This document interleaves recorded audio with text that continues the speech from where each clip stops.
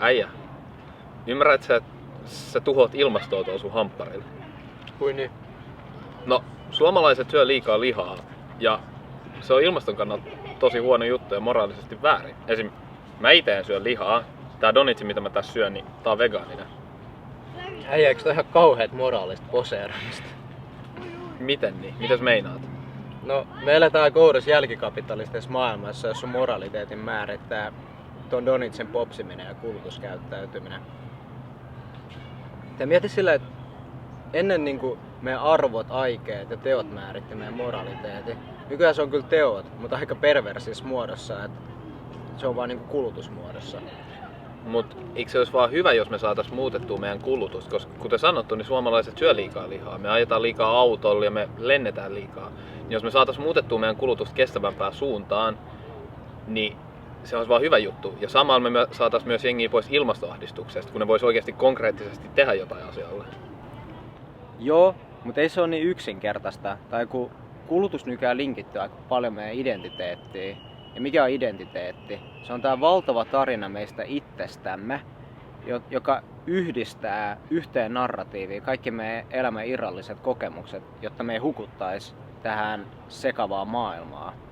Eli me puhutaan perkeleen isosta jutusta, jota ei noin vaan muuteta. Mut edelleen suomalaiset kuluttaa liikaa. Me syödään liikaa lihaa, me autoillaan liikaa ja me lennetään liikaa. Niin eikö se olisi vaan hyvä asia, jos me saatais muutettua sitä meidän kulutusta kestävämpään suuntaan? Koska oikeasti fakta on se, että jos me ei muuteta meidän elintapojamme, niin meillä tulee olemaan edes ihan valtava ilmasto- ja ympäristökriisi, joka tulee vaikuttaa myös meihin ihmisiin.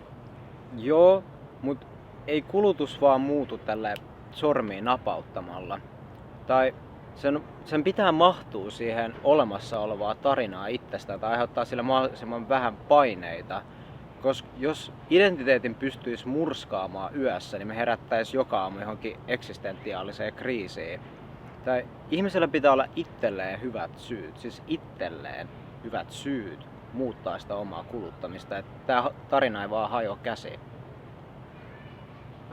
Mut on täysin luonnollista, että ihmiset pyrkii sääntelemään kanssaihmistensä toimintaa. Et senhän takia meillä on syntynyt nämä sosiaaliset normit, että me voidaan elää kaikki yhdessä samassa yhteiskunnassa. Ja näitä normeja saa ja niitä tulee muuttaa tarpeen vaatiessa. Ja nyt tarve vaatii. Et meidän pitää muuttaa meidän kulutuskäyttäytymistä ja elintapojamme. Meidän pitää syödä enemmän kasvisruokaa, meidän pitää vähentää autoilua ja meidän pitää vähentää lentämistä. Ongelmahan on vaan siinä, että tämä hyökkäämistaktiikka urinoi omiin muroihinsa. Tai kun sä hyökkäät ihmisen kulutuskäyttäytymiseen, sä hyökkäät sen identiteettiin. Kun sä hyökkäät identiteettiin, niin identiteetti puolustautuu, koska se kokee olonsa uhatuksi. Ja kun se kokee olonsa uhatuksi, niin se hakeutuu tää henkilö samanlaisten ihmisten joukkoon, että olisi helpompaa puolustautua. Eikö se ole täysin järjenvastaista kuvitella, että ihmisen kulutuskäyttäytyminen ensiksi lytätään, sen sielu todetaan moraalittomaksi ja tämän kaiken jälkeen se hyväksyisi moraalisen tappionsa ja vielä vaihtaisi puolta. Tai me eletään aika perversissä maailmassa, jos näin isoista asioista vastuu on sysätty yksilölle. On ymmärrettävää, että omaa pahaa oloa voi lievittää kuluttamalla vähän kivemmin, saada hyväksyntää samanhenkisiltä henkilöiltä ja vielä kirsikkana kakun päälle lytätä muita ihmisiä siitä, miksi asiat ei muutu. Mut siis yksilöllähän on vastuu teoistaan, eikä sitä vastuut voida vaan ohittaa noin vaan.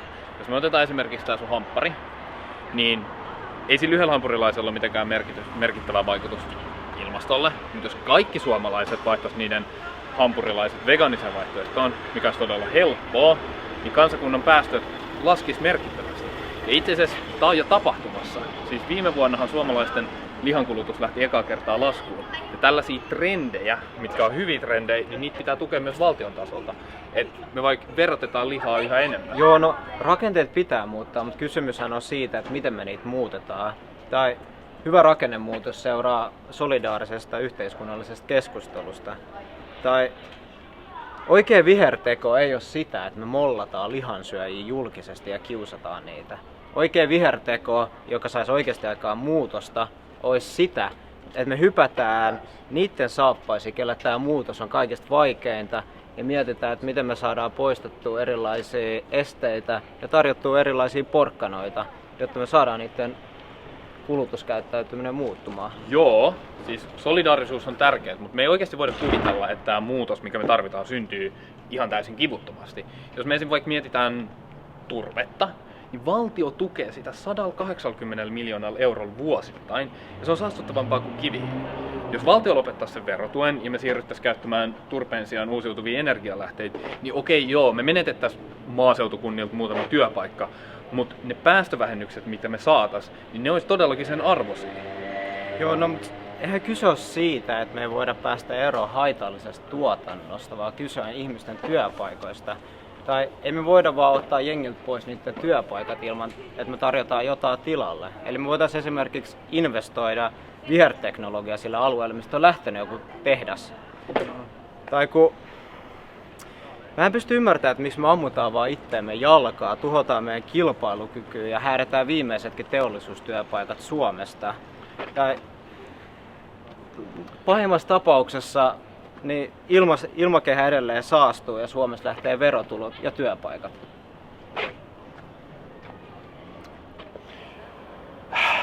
Joo, siis vihreitä teknologioita pitää tukea, mutta se, että me pelotellaan sille, että työpaikat katoaa ulkomaille, niin se ei saa johtaa siihen, että me ei tehdä asialle mitään. Koska siitä lähtien, kun me herättiin ilmastonmuutokseen, niin sen vastastaistelu on häirinnyt se fakta, että yksikään valtio ei halua tehdä näitä kipeitä muutoksia, koska ne pelkää, että se antaisi edun jollekin toiselle valtiolle. Ja sen takia ollaan vedottu siihen, että vihreä energia on liian kallista tai johonkin muuhun tekosyyn.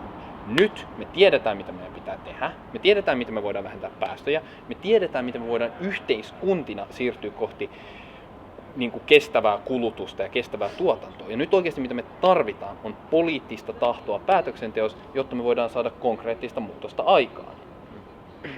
No siis edelliset sukupolvet tullaan muistaa niiden yhteisen tekemisen symboleista, kuten peruskoulusta tai hyvinvointivaltiosta. Ja niihin tavoitteisiin päästiin, kun ihmiset ymmärsivät, että on tärkeämpää vaalia yhteistä hyvää kuin ajaa omaa etuaan. Ja meidän tehtävä, meidän sukupolven tehtävä on miettiä, että mitkä on meidän yhteistyön symbolit. Ja me voitaisiin vaikka esimerkiksi investoida siihen viherteknologiaan, jossa me hyödynnetään meidän osaamista tässä maassa, luodaan työpaikkoja ja viedään sitä teknologiaa sinne, missä se käyttöönotolla on oikeasti väliä, esimerkiksi Intiaa tai Kiinaa. Ainoastaan näin me voidaan tehdä Suomesta koko ajan isompi ilmastovaikuttaja.